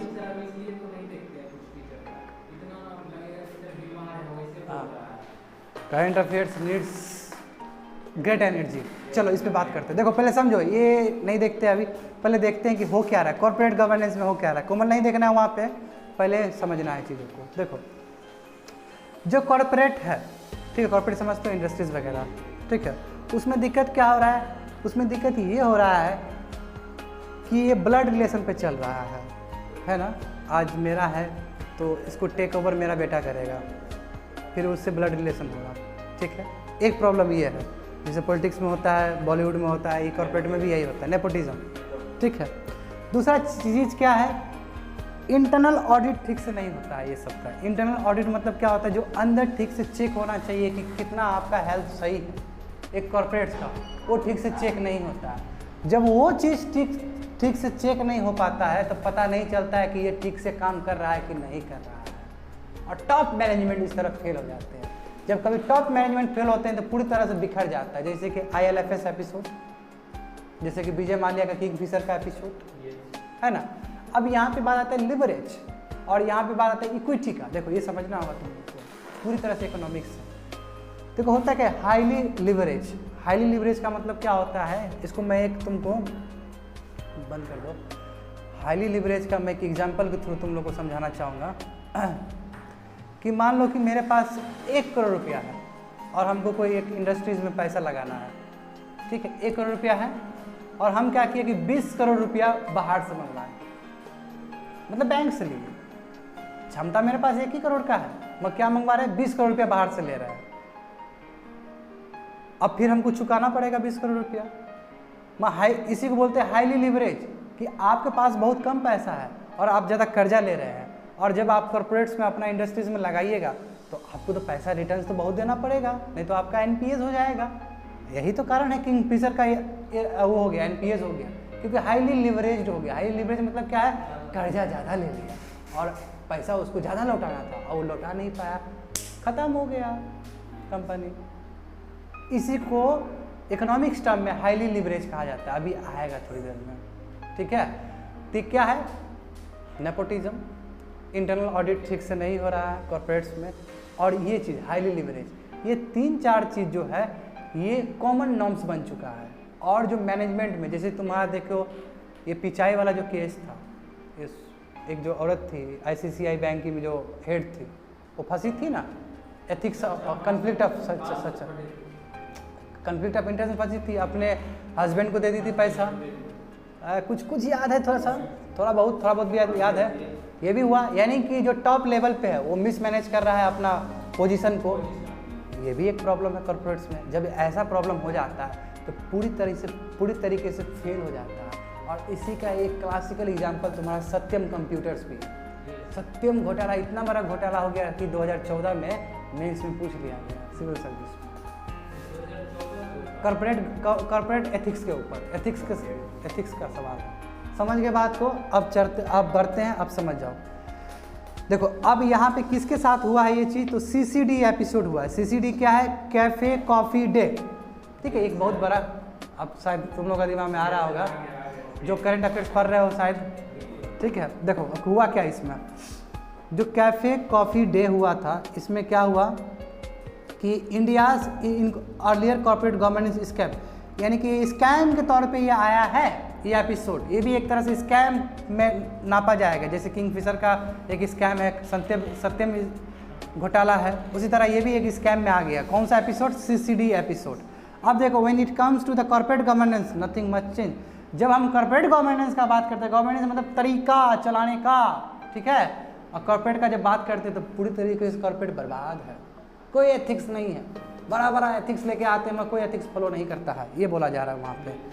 Farmer CBI official investigated the death of VG Siddhartha, यही था, वो क्या सुसाइड कर लिए थे, तो CBI इस पे कर रहा है, वो यही फाउंडर थे और प्रमोटर थे कैफ़े कॉफ़ी डे के, ठीक है, इंटरप्राइजेस के। और confidential probe report traces a familiar pattern which is seen in several corporate scams. और जो वहाँ से फाइंडिंग्स मिला है CCD एपिसोड में, जो फाइंडिंग्स मिला है CBI को, ये क्या पता कि ये तो कोई नया चीज़ नहीं है। कॉर्पोरेट गवर्नेंस में, कॉर्पोरेट स्कैम में यही चीज़ बाकी जगह भी देखा गया है। यानी कि ये तो चिंता का बात है ना जी, कि कॉर्पोरेट गवर्नेंस में कॉर्पोरेट एथिक्स ठीक से फॉलो ही नहीं किया जा रहा है। और केवल ये सीसीडी में नहीं हुआ, ये चीज़ पहले भी हुआ था। तो देखो अदर कॉर्पोरेट स्कैम्स में देखो क्या क्या हुआ है। सत्यम कंप्यूटर्स में क्या हुआ है, easy mingling of company and personal funds. Mingling मतलब जोड़ना। देखो तुम्हारा कंपनी का अलग फंड्स होता है, पर्सनल फंड अलग होता है, दोनों को जोड़ दिए। जैसे कि ये पिचाई वाला ICICI वाला बात हुआ था, इसमें तो वही किए ना, कंपनी का था, वो बैंक का था, आप उसको करके अपने हस्बैंड को दे दिए, पर्सनल बना दिए। गलत है वो चीज़, बिल्कुल गलत है। पूरे वो महिला बताओ टॉप 100 इन्फ्लुएंशियल महिला में है वो वर्ल्ड की। देखो easy mingling of company and personal funds and purchasing lands by diverting money from Satyam computer. और क्या किया गया कि लैंड को खरीदा गया, जो पैसा एक्चुअली सत्यम कंप्यूटर्स के लिए दिया गया था, उसको पैसा को डाइवर्ट करके लैंड को ज़्यादा पैसा में खरीदा गया था। यही सबसे बड़ा घोटाला हुआ था। क्या किया गया यहाँ पे, जो कंपनी का फंड है, जो पर्सनल फंड है, दोनों के बीच में डिफरेंस नहीं रखा गया। जैसे मान लो कि हम कहीं दूसरी जगह से कमा रहे हैं और यहाँ से कमा रहे हैं, दोनों को साथ कर दिए तो गड़बड़ा जाएगा। अलग अलग रखना होगा ना रिपोर्ट। एक कंपनी अपने फंड से चलता है और एक मेरा पर्सनल फंड है, दैट्स अ डिफरेंट थिंग। दोनों को इंटरमिंगल कर देंगे तो करप्शन तो आना ही है वहाँ पे, एथिक्स का हनन तो होना ही है वहाँ पे, है ना। हाँ आएगा कुछ दिन में, दूसरा सरकार आएगा तो रफाल का भी आएगा इसमें, ठीक है ना। Subsequent window dressing by multiple finance teams working in silos to bypass. अब देखो अब हो क्या रहा है, यही इंटरनल ऑडिट बोले थे ना, बाकी जितना एजेंसी है सब साइलोस में काम करे। साइलोस मतलब क्या है, अलग अलग काम। क्या बोल रहा है, by multiple finance working in silos to bypass international audit and controls. जो इंटरनल ऑडिट होना चाहिए, ठीक देखभाल होना चाहिए अंदर से, वो सबको धता बताते हुए अलग तरीके से ऑडिट किया जा रहा है। तो हमको कहाँ पता चलेगा कि अंदर क्या हो रहा है। ठीक से इंटरनल ऑडिट हो ही नहीं रहा। बाहर क्या हुआ देखो, जब ऑडिट करने के लिए पहुंच रहे थे, मैनेजर बोला नहीं ठीक है इतना ही है, हम करके रखे हैं, देखो ये पुर्जी दिखा दिए, बोला ठीक है चलो छोड़ दो। अब पता चला कि मैनेजमेंट में बैठा हुआ आदमी पूरी तरह से गेम पलट रहा है, जैसे कि तुम्हारा उसका हुआ था सेम। बात समझ रहे हो ना कि इंटरनल ऑडिट नहीं होने दे रहा है यहाँ पे कॉर्पोरेट गवर्नेंस में। आप देखो किंगफिशर का भी देखो, किंगफिशर का क्या बोले कि डेप्ट फंड एंड एक्सपेंड, वही हाईली लिवरेज डेप्ट पर लेके हम एक्सपांड कर रहे हैं अपना बिजनेस को, कर्जा लेके तक कितना घी पियोगे, है ना। देखो यही बोल रहा है कि अब उस पर नहीं जाना चाहते हैं, ठीक है ना, अच्छा नहीं लगता है, टीचर है हम, ठीक है। डेप्ट funded expansion and diversion of funds into unrelated venture was the hallmark of Mallya बोले मालया की। देखो क्या है ये किंगफिशर एपिसोड में क्या है, क्या किया है चोरवा कि अनरेगुलेटेड फंड पैसा कर्जा लेके झूठ मूठ का कुछ से कुछ कर दिया। और अनरेगुलेटेड वेंचर क्या है, तुम्हारा किसी पे झूठ मूठ का खर्च कर रहा है किसी पे, और इस तरह बर्बाद हो गए।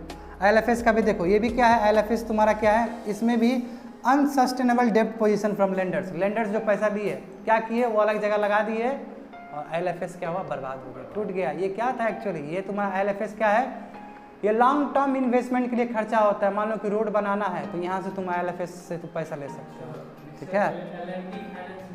हाँ बिल्कुल यही बिल्कुल ठीक है। तो तुम समझ गए, मोटा मोटी बात यही है, कभी हाईली लिवरेज हो जाता है।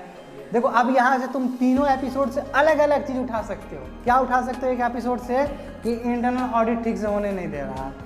एक तुम उठा सकते हो कि अभी भी क्या है तुम्हारा, क्या है अभी भी नेपोटिज्म का बात है, ये उठा सकते हो। तीसरा क्या उठा सकते हो, हाईली लिवरेज वाला चीज़ उठा सकते हो। चौथा क्या उठा सकते हो कि हैवी डेप्ट फ्रॉम द लेंडर्स जो पैसा लिए थे ज़्यादा ले लिए और ऐसा स्थिति में पहुंच गए कि तुम पैसा लौटा ही नहीं सकते हो, है ना। What is the evident from the CCD episode, इस एपिसोड से क्या एविडेंट है, क्या सीखने को मिलता है, क्या तुम्हारे पास सत्य पहुंचा है तुम्हारे पास। तो देखो क्या है, ओवर एम्बिशियस प्रोमोटर फ्यूनलिंग और listed company funds into numerous unregulated venture. जो ओवर एम्बिशियस प्रमोटर है ना, इसको प्रमोट करने वाले, वो क्या कर रहे हैं कि अपने जो फंड है, कंपनी फंड क्या है, कंपनी के फंड को अलग अलग जगह पे खर्च किया जा रहा है अनरेगुलेटेड वेंचर्स में। तो देखो कंपनी फंड और पर्सनल फंड में मैच हो गया, मिंगलिंग हो गया यहाँ पे, कंपनी फंड में काहे हम अलग वेंचर पे खर्च करेंगे? यदि खर्च भी करेंगे तो पूरी तरह से उसका ऑडिट होना चाहिए। नंबर 1 वही सेम हो गया, सेम वो क्लासिकल एग्जाम्पल हो गया ICICI वाला बैंक का है। दूसरा क्या? एक्सेसिव लिवरेज, बता दिए एक्सेसिव लिवरेज है, कर्जा ज़्यादा ले रहे हैं एक्सपांड करने के लिए कोई भी चीज़ को, ठीक है। Easy mingling of company and personal funds बता चुके हैं, दोनों का मिल रहा है। और वही multiple finance teams working in silos, multiple finance team से साइलोस में काम कर रहा है। साइलोस मतलब क्या होता है? अकेले अकेले काम करना, अकेले अकेले काम कर रहे हैं और बाईपास कर रहे हैं, इंटरनल ऑडिट को कोई मान ही नहीं रहा है। जब इंटरनल ऑडिट, एक को सर्दी खांसी है, उसको कोरोना हो गया, बोला हमको हुआ ही नहीं, उसका पिताजी आकर बोला नहीं तो कुछ नहीं हो सकता, इसको बोला कुछ नहीं हो सकता। और जबकि इंटरनल ऑडिट का बात है कि जाकर हॉस्पिटल में इंटरनल ऑडिट करवा लो, पता चल जाएगा, बचपन लोगों को भी जान लेगा, उसका भी रुक जाएगा कहीं। तो इंटरनल ऑडिट जो मिसिंग है, इसकी वजह से इतना बड़ा चीज़ हुआ है। साइलेंट स्पेक्टेटर्स, जो शांत से रहने वाले जो स्पेक्टेटर है वो क्या है? देखो, it is not clear why the institutional investor along with the lenders remain passive bystander in spite of rapidly deteriorating financial position. क्या बोला है कि जो इंस्टीट्यूशनल इन्वेस्टर, जो पैसा बैंक सब है जो इसमें खर्च करती है, लगाती है, जो पैसा जैसे विजय माल्या को पैसा दे रहा है कि नहीं दे रहा है बैंक, ये काहे शांत बैठा है? ये काहे ने बात उठाता है, मुद्दा उठाता है? ये काहे ने बोलता है कि उसमें होना चाहिए, ऑडिट होना चाहिए? या लेंडर जो पैसा खर्च कर रहा है, जैसे कि तुमको कागजात ऑथेंटिक डॉक्यूमेंट दिया जाता है, डॉक्यूमेंट क्या बोलते हैं उसको, स्टॉक एक्सचेंज में भी दिया जाता है, बॉन्ड मार्केट है ना, बॉन्ड लगा रहे हो। अब गवर्नमेंट तो बेचेगा तो तुम लोग पैसा दे के ले लोगे, ताकि सोचो गवर्नमेंट का बॉन्ड है तो हमको तो कोई दिक्कत नहीं है। किंग फिशर वाला बॉन्ड बेचेगा, तुम खरीदोगे? नहीं खरीदोगे, बोलोगे अरे डूबा हुआ है, मेरा ही पैसा खा जाएगा, ये सब है कि नहीं है? यही होगा। जैसे कि तुम्हारा ये वाला स्कैम हुआ था, शारदा घोटाला हुआ था तुम्हारा, ठीक है ना। तो बात समझे कि यहाँ पे इंस्टीट्यूशनल जो इन्वेस्टर्स है और जो लेंडर्स है वो पैसिव बाई स्टैंड चुपचाप टुकुर टुकुर देख रहे हैं जी, कोई काम धंधा नहीं है, ये कोई मैसिव रिफॉर्म नहीं ला रहे हैं। The report use harsh word like every watch dog that refuse to bark. जो वॉच डॉग है वो भोगने से भोग नहीं रहा है, रिफ्यूज़ कर दिया भोगना। इसका मतलब क्या? वॉच डॉग मतलब क्या? निगरानी में रखने वाला चीज़, जो निगरानी में रहने वाला एजेंट, वो यदि नहीं भोगेगा तो कैसे पता चलेगा कि अंदर क्या प्रॉब्लम है? जैसे इंटरनल ऑडिट के बारे में बात किया जा रहा है, बिल्कुल क्यों बढ़ रहा है? यही तो कारण है ना, यही रीज़न है। It is a total failure of internal and statutory auditor. हो गया ना, इंटरनल ऑडिटर और स्टेचुटरी मतलब क्या है? CAG तुम्हारा जो है, जो संवैधानिक पोजीशन पे जो है, ये भी तो एथिकल कॉर्पोरेट गवर्नेंस और डिस्टेंट ड्रीम, जो हम लोग एथिकल कॉर्पोरेट सोचते हैं कि कॉर्पोरेट्स में एथिक्स गवर्नेंस होना चाहिए, ये भी एक ड्रीम है, एक लंबा सफ़र है, अभी होने वाला नहीं है चीज़। हाँ बिल्कुल, एक्सीलेंट। CAG और सुप्रीम कोर्ट 1935, वही एक्ट बाबू याद करो। एथिकल कॉर्पोरेट गवर्नेंस और डिस्टेंट ड्रीम्स, अब कैसे? तो देखो, the government attempt for tightening corporate governance through recent amendment to the companies act and SEBI regulation have proved to be a little level. जो अभी सरकार की तरफ से प्रयास किया जाए कि कॉर्पोरेट एथिक्स होना चाहिए कॉर्पोरेट गवर्नेंस में, और इसके वजह से जो लॉ अभी कानून पास किया गया है पार्लियामेंट में, संसद में, उसका भी ज़्यादा बेनिफिट अभी तक हमको देखने को नहीं मिला है। और उसी में वो एक्ट में क्या है, तुम्हारा कंपनी एक्ट को मॉडिफाई किए थे, अमेंडमेंट किए थे, सेबी एक्ट को, सेबी रेगुलेशंस को और ज़्यादा उसको पावर दे दिए थे कि ताकि कॉर्पोरेट गवर्नेंस में कोई दिक्कत आए तो आप जाके अपना हथौड़ा मारिए। बट क्या हुआ, कोई उसका अवेलेबल, उसके बाद भी इतना बड़ा एपिसोड हो गया कि नहीं हुआ? रुक जाओ कोमल, बस 3 बचा है, ठीक है। Independent directors fail miserably in corporate governance. बताओ, इंडिपेंडेंट डायरेक्टर्स लोग जो बैठा है ऊपर, बुर्बक लोग को रखे हैं, ये तो ठीक से गवर्नेंस देख ही नहीं रहा है, कॉर्पोरेट गवर्नेंस, ठीक है। There is urgent need to strengthen the composition of corporate boards by reducing the promoter say on appointment जो चाहते हो उसको कम करो और बोर्ड को स्ट्रेंथन करो और अच्छे डायरेक्टर को पहुंचाओ, वहाँ पे महिलाओं को भी पहुंचाओ ताकि स्ट्रेंथन हो और इंटरनल ऑडिट ठीक से हो और कोई इस तरह का स्ट्रक्चर खराब ना हो, ताकि इस तरह का स्ट्रक्चर खराब होता तो इंडिया का GDP पे इम्पैक्ट करता है, ग्रोथ पे इम्पैक्ट पड़ता है। क्यों?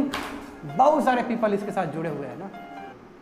एक बैंक बर्बाद हो गया, तुम्हारा पैसा जमा था उस बैंक में, बर्बाद हुआ, बोला कि नहीं देंगे, जब आओ क्या करोगे?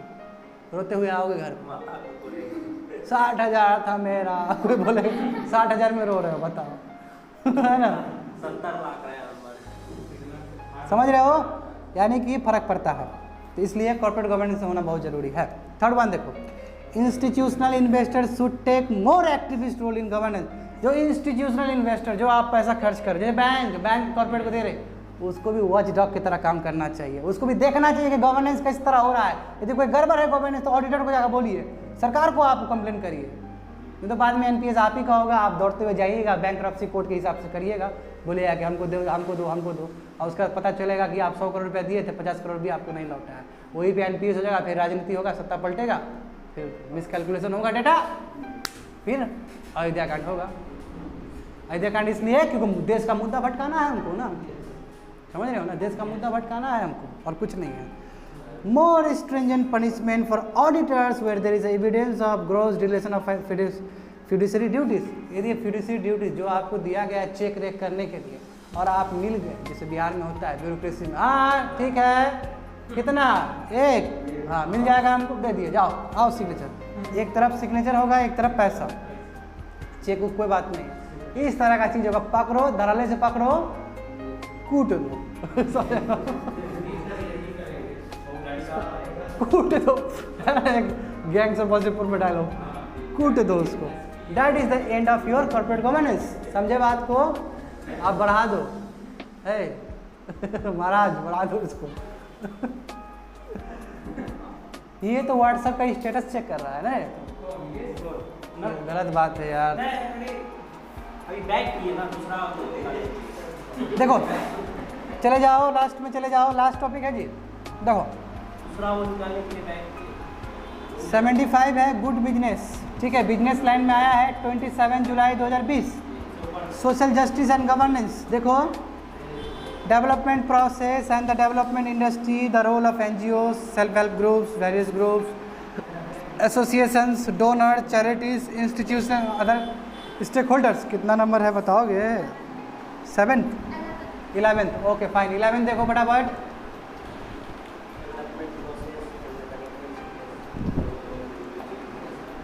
ठीक है, चलो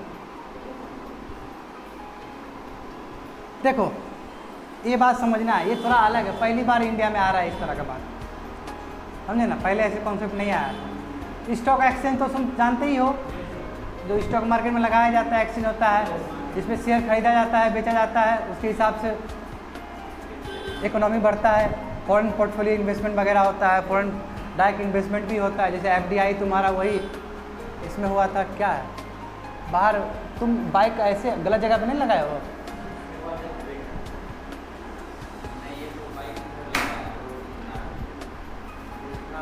तुम बाहर मत जाना, दूरी से देखना, हमको बाकी नहीं, इसका टेंशन ज़्यादा लगता है।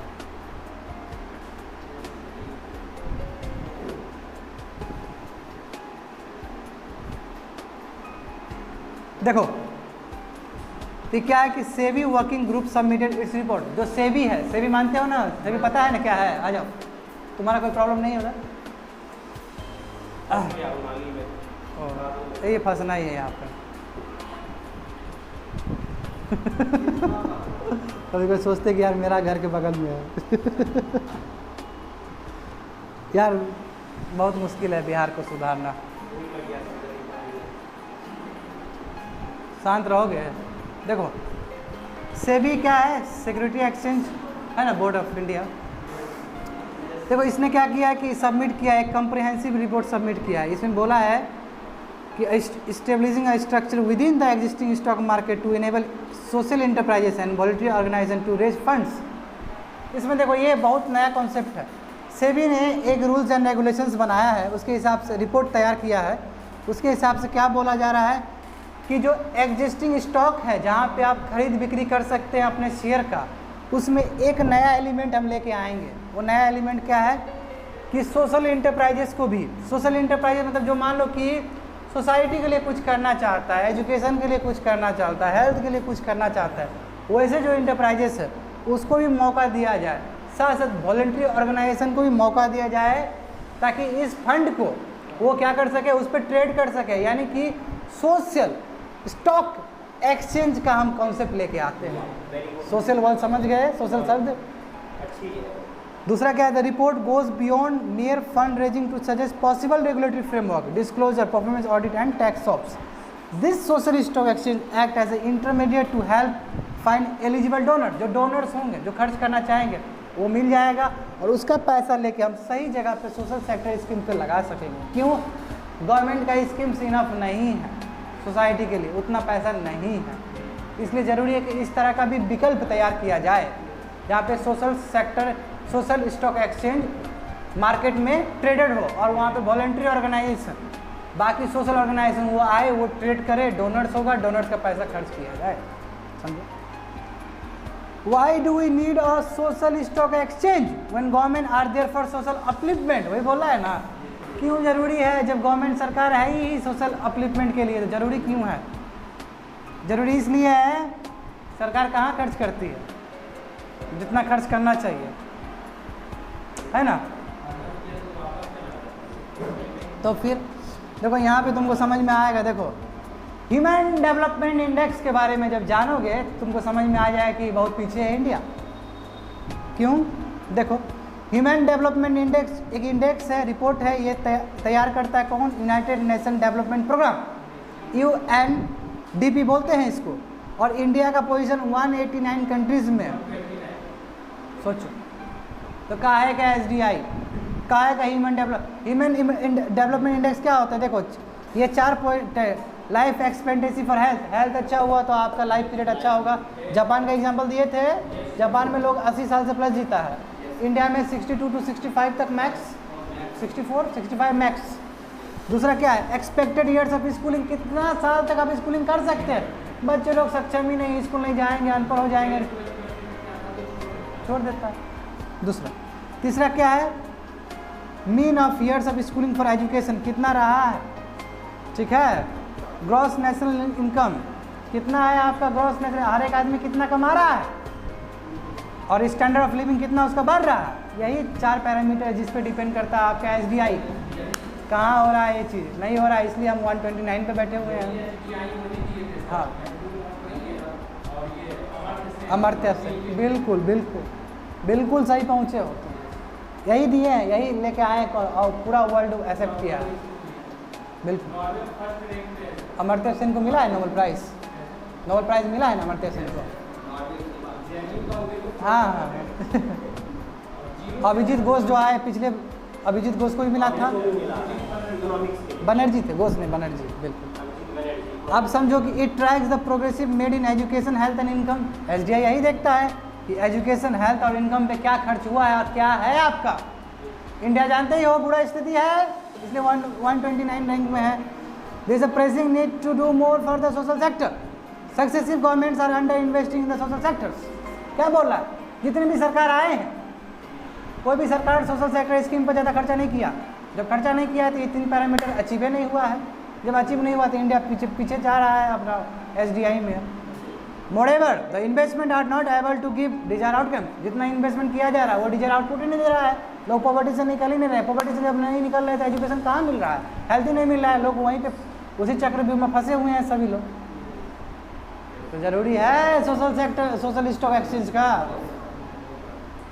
ठीक है. देखो व्हाट अबाउट इंडिविजुअल फिलेंथ्रोपिस्ट. जो इंडिविजुअल फिलेंथ्रोपिस्ट होते हैं, जो खर्च करते हैं, होते कि नहीं होते? इंडिविजुअली खर्च करने वाले. जैसे तुम्हारा, हाँ, जैसे तुम्हारा ये हो गया, मिलिंडा गेट्स हो गया, उसकी बीवी बिल गेट्स की जो चलाती है वो फिलेंथ्रोपिस्ट है. जैसे है उस तरह. They are reasonably strong in India. India में स्ट्रॉन्ग है, इंडिविजुअल फिलेंथ्रोपिस्ट स्ट्रॉन्ग है. देखो फंड्स कितना मोबिलाइज किया है? 70,000 करोड़ 2018 में मोबिलाइज हुआ है इंडिया में. ठीक है, बैन एंड कंपनी के मुताबिक. ठीक है. What will the social stock exchange help. Social stock exchange कैसे हेल्प करेगा? तो जो वॉलंटरी ऑर्गेनाइजेशन है, जो चाहता है कि सोशल सेक्टर स्कीम्स के ऊपर इन्वेस्टमेंट हो, खर्च हो, क्या करेगा? ये दूसरे रिसोर्सेज को टैप करेगा फंडिंग के लिए. दे इंक्लूड, इसमें क्या आ जाएगा? International philanthropy, Melinda Gates type का आ जाएगा, उसका भी फंड उसको कर लेगा. दूसरा क्या है? Domestic CSR. CSR क्या है? Corporate social responsibility. ठीक है. अब देखो हम कॉर्पोरेट से हम बहुत कमा रहे हैं, कुछ परसेंटेज हम क्या करते हैं, सोशल सेक्टर स्कीम्स में लगाते हैं, ठीक है। ये गवर्नमेंट के हिसाब से होता है कि आप 3 या 4 साल का आपको 2% नेट प्रॉफिट से आपको खर्चा करना होता है। यदि आप खर्चा नहीं करते तो आपके ऊपर वो भी लग सकता है। हाँ जाएगा, बिल्कुल जाएगा, बिल्कुल। तभी तो यहाँ पे देखते नहीं हो कि बड़ा बड़ा तुम्हारा चलता है कि नहीं चलता है। वहाँ पे स्कूल है, बहुत सारा चीज़ है कि नहीं है, यही सब वही उसी का तो क्लासिकल एग्जांपल है। तो क्या है कि इंटरनेशनल लोगों से भी, इंडिविजुअल से भी मंगवा रहे हैं, डोमेस्टिक CSR से भी मंगवा रहे हैं, ठीक है। थोड़ा ध्यान दो बाबू, तुम्हारे लिए ही है ये चीज़, हमारे लिए नहीं है, ठीक है। Official development assistant so on, और ऑफिशियल डेवलपमेंट कुछ और देना चाहता है सरकार की तरफ से भी, वो भी हो सकता है। तो social stock exchange can play a role as a platform that brings this funds and causes together. और इस तरह जो फंड्स आएंगे वो फंड्स को सही जगह पे इस्तेमाल किया जा सकता है, जहाँ पे ज़रूरत है, जहाँ पे सरकार का फंड नहीं पहुँच रहा है या पहुँच भी रहा है तो बहुत कम पहुँच रहा है। What about the committee suggestion, committee क्या कहता है social sector social stock exchange के बारे में। देखो कमिटी जो सजेस्ट है, कमिटी क्या कर रहा है, देखो यहीं पे विरोधाभास आ गया है इंडिया में। यहाँ पे देखो थोड़ा सा कन्फ्लिक्ट है, ये समझना होगा अच्छे से तुम लोग को। कमिटी सजेस्ट करता है कि नॉन प्रॉफिट ऑर्गेनाइजेशन है इसको भी अलाउ करिए, और जो प्रॉफिट इंटरप्राइजेस है उसको भी अलाउ करिए आप सोशल स्टॉक एक्सचेंज में। मैं बहुत सबसे बड़ा सवाल है कि जो प्रॉफिट इंटरप्राइजेस होगा वो तो प्रॉफिट के लिए ही जाएगा वहाँ पे।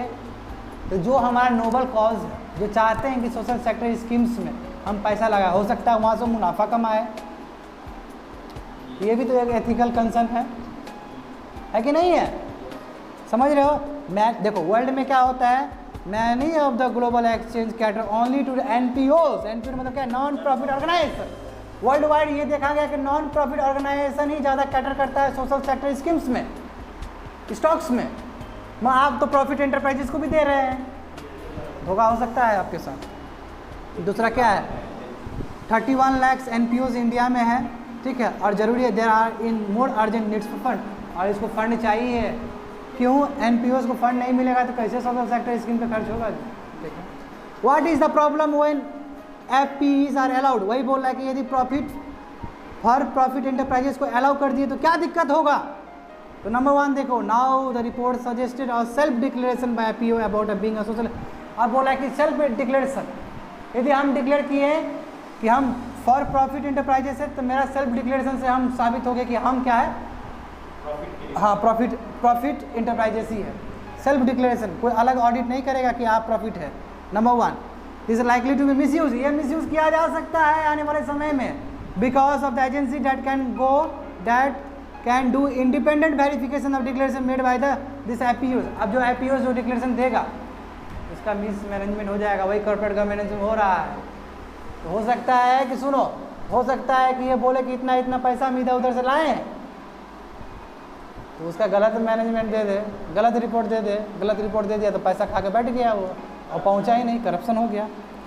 What are the other suggestion, दूसरा सजेशन क्या है, दूसरा सजेशन ये है, ये रिपोर्ट ये बोलता है, जो रिपोर्ट दे रहा है कमिटी, जो रिपोर्ट दे रहा है, NPOs can raise zero coupon, zero capital bonds on the, ये बोला है कि बहुत सारा मैकेनिज्म होता है, टेक्निकली नहीं जाना है कि NPOs क्या कर सकता है, इस तरह का टूल्स यूज़ कर सकता है, बॉन्ड वगैरह, जीरो बॉन्ड वगैरह यूज़ कर सकता है सोशल स्टॉक एक्सचेंज में, ठीक है, और डोनेशन मांग सकता है। द सजेशन ऑल्सो इंक्लूड, इसमें क्या है कि एक सेल्फ रेगुलेटरी ऑर्गेनाइजेशन बनाइए, चेक करने के लिए कितना फंड आया है आपको, ज़रूरी है कि नहीं है, मनमानी फंड आ जाएगा तो खर्चा करना गलत यूज़ कर दोगे उसका। दूसरा क्या है, bringing together the information repository on NPOs से जितने भी रिलेटेड इन्फॉर्मेशन है सभी को रिपोजिटरी करना, मतलब एक जगह पे इकट्ठा करना।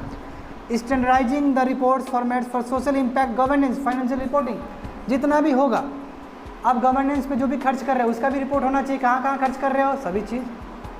फाइनल शब्द क्या है, फाइनल शब्द यही है, it would be better to allow NPO only for foreign philanthropist fund, बोला कि केवल आप NPO को खोलो फॉरेन फिलेंथ्रोपिस्ट फंड्स के लिए खोलो, to put money in this platform, also allow Indian domestic visit CSR in Indian listed on the social sector, बोला केवल आप NPOs को ही करने दो, प्रॉफिट को नहीं करने दो। जो फॉर प्रॉफिट बेनिफिट इंटरप्राइजेस है उसको आप आने मत दो, उसको आने दोगे तो करप्शन कर देगा। आप केवल एनपीओस को ही आने दो, वही क्या करेगा, बाहर का फिलैंथ्रोपी का पैसा कलेक्ट करेगा और सीएसआर डोमेस्टिक सीएसआर का फंड कलेक्ट करेगा। This is the end of current affairs.